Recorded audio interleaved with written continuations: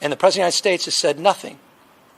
The Speaker of the House said he's not interested in helping the American people that were devastating, lives torn asunder here in Los Angeles. I mean, where is the accountability in that respect? Where's the spirit that defines the best of this country? To be here for fellow Americans in the time of recovery, uncertainty. It's been months, not a peep from the President of the United States, not a word from Speaker Johnson. I was proud as a taxpayer, as an American, to have Speaker Johnson's back when his district in his state was devastated by floods.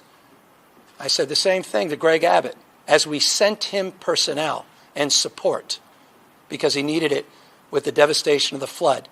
That I'm proud that our tax dollars, disproportionately California's tax dollars, will be used to help support the recovery in Texas. That's what makes America great. Not a word from the Republican Party, not a word from Speaker Johnson, not a word from the President of the United States. I applaud the work that initiated under the Biden administration in this investigation and the work that this administration did as it relates to finding this person and ultimately pushing these charges and making these charges. But I find it shameful that they haven't done a damn thing for the thousands of people who lost their homes and whose lives were devastated from this disaster.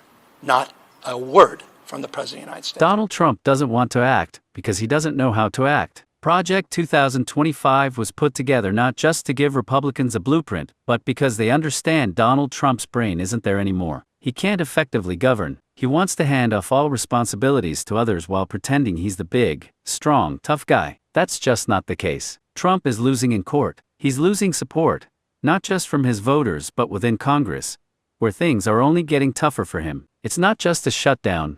It's covering up his Epstein connection, too. Because Marjorie Taylor Greene is speaking out about the Democrat who's going to deliver a vote on Epstein. We've got to take a look before we get to Jesse. Is the Jeffrey Epstein files, wanting to release those. I know Democrats have also been calling for that, a few other Republicans as well. The Democrats are accusing Speaker Johnson of delaying the swearing in of Arizona's Democratic Congresswoman-elect because she would give the last vote needed to release those Epstein files. I'm wondering, the Speaker for his part, he has denied that. He said it's because of the shutdown. Have you spoken to him? Do you think she should be sworn in right away? Well, I'll say it like this. I can't conclusively say if that's why the House is not in session, but the House should be in session. And the House should be in session for many reasons. We have appropriation bills that need to get passed. There is a new Democrat that's been elected that does deserve to be sworn in. Her district elected her. We have other bills that we need to be passing. And if it's to avoid the discharge petition, why drag this out? That is going to have 218 signatures. And so I say go ahead and do it and get it over with. There's so much Donald Trump doesn't want you paying attention to. So much he doesn't want you focused on. That's why he has his propagandists working 24/7. Spinning up news, creating fake narratives, and trying to keep you distracted. We've always known this, but they've never admitted it until now, when Jesse Watters made it clear this is a coordinated effort. Here's what he said.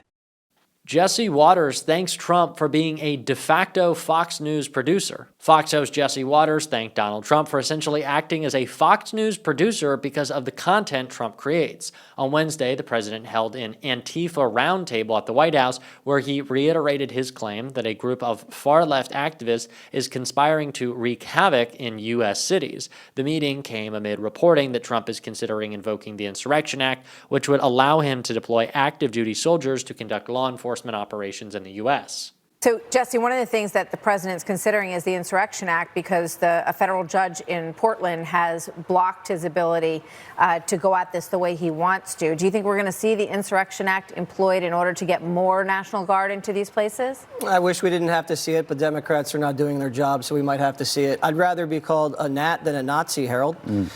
And I brought a poll. I thought you were Jessica, but you're Harold today. And a majority of Americans think Trump is deporting the right types of people. It is funny to watch Trump be a Fox News producer. We wake up in the morning and we look at the news and you see Trump is holding an Antifa roundtable at the White House and you just say thank you. Thank you, Donald Trump. This is the best. We know all of these reporters that are around this roundtable. Nick Sorter, Davis Court, Andy No. They're like guests on our shows. The mainstream media has probably never heard of any of these people, and this is why this is such great programming. Jesse Waters is literally giving away the game. Donald Trump is creating nonsense, spinning it up so right-wing outlets can take these narratives, misconstrue them, and run with false stories. That way, you don't pay attention to the Epstein scandal, the government shutdown, or loss after loss for Donald Trump in court as he tries to attack blue states and cities, where, by the way, crime numbers are dropping to historic lows. Meanwhile, red states like Missouri, Texas, and Louisiana rely on donor states like California to support them because they're not doing it on their own. They're actually leaning on these blue states and cities, where 70% of America's wealth is created. So if you want to whine and complain, how about you do it on your own? Seems like Mike Johnson's district could use the National Guard more than anyone. But Donald Trump doesn't want you paying attention to that. He wants you listening to whatever ridiculous narrative Fox is spinning up. That's why we have to hit back, combat the lies, and make clear what's actually happening. Donald Trump is expanding the powers of the presidency to benefit himself, whether it's covering for himself and his shady friends, grifting billions through crypto, or going after his political opponents. That's what we saw tonight with Letitia James, which Chris Hayes broke down as a complete sham, right here. Good evening from New York. I'm Chris Hayes. New York Attorney General Letitia James has been indicted by Donald Trump's Department of Justice on one count of bank fraud and one count of false statements to a financial institution. Now, this is one of those situations where basically everyone in the political world, anyone who's watching the news develop, saw this coming. And the reason is that the President of the United States explicitly, in writing, directed the Attorney General to indict his political opponents on obviously trumped-up charges. 19 days ago, Donald Trump posted this message on social media, quote, Pam, I have reviewed over 30 statements and posts saying that essentially same old story as last time, all talk, no action. Nothing is being done. What about Comey, Adam Shifty Schiff, Letitia? They're all guilty as hell, but nothing is being done, adding, quote, we can't delay any longer. It's killing our reputation and credibility. They impeached me twice and indicted me 5 times over nothing. Justice must be served now, President DJT.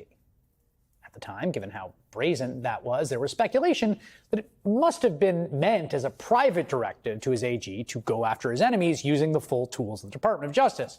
Well, now we know it was. According to the Wall Street Journal, quote, Trump meant to send a private message to Attorney General Pam Bondi urging her to prosecute former FBI Director James Comey and his other favored targets, according to U.S. officials familiar with the matter. Trump believed he had sent Bondi the message directly, addressing it to Pam, and was surprised to learn it was public, the officials said. Public or private, the message was received. Trump's U.S. attorney in the Eastern District of Virginia, that man there, a guy named Eric Siebert, was pushed out. Trump publicly called for him to leave because he did not believe there was sufficient evidence to charge Letitia James or James Comey. We've got reporting that there were even memos written to that effect by line attorneys. And then Siebert was promptly replaced by Trump's former personal attorney, Lindsay Halligan, who had 0 previous experience as a prosecutor, never even tried a case. Now, it is not even clear if Halligan was legally appointed to the job she now putatively occupies in the first place, but she did get to work anyway and immediately indicted Comey, who was arraigned yesterday. And now today, Tish James. A sitting president doing this out in the open would have, I believe, ended the career of any president not named Trump. It's the biggest justice scandal we've seen in our lifetime. He is directly ordering the pretextual prosecutions of political critics, of people he doesn't like, in a ham-fisted, retaliatory, lawless fashion that violates the laws of the country, the letter of the Constitution, and the spirit of liberty. Putting your political opponents in jail because they are your opponents, not because of what they did, is the heart of tyranny. It is an obviously impeachable offense. If there is any silver lining here, it is that the targets of Trump's ire and the retribution from a government he deigns to control are not going quietly.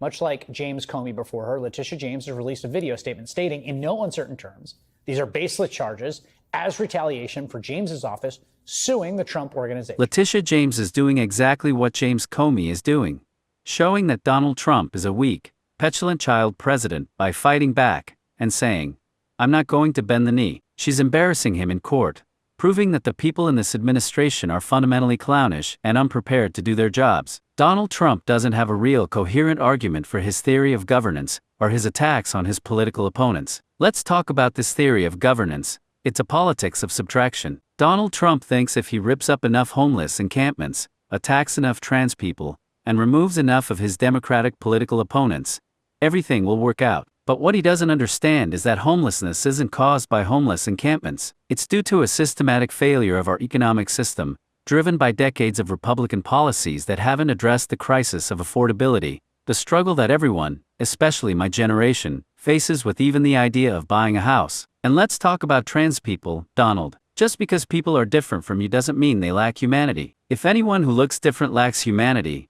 it's Stephen Miller. And if anyone who loves differently lacks humanity, I guess it's Stephen Miller again, because I don't think he loves at all. The right has this idea that if they take away everyone in society until it's just them, things will be fine. But it doesn't work that way, Donald. You guys don't even like yourselves, and neither do we. That's why we're going to keep calling you out. If you want to support that on this show, as always, hit that subscribe button and leave a like on this video. If you stuck around to the end, drop a blue heart in the comments. And if you want to see me call out some MAGA nonsense, click right here. Keep on fighting, and don't let him silence you. https://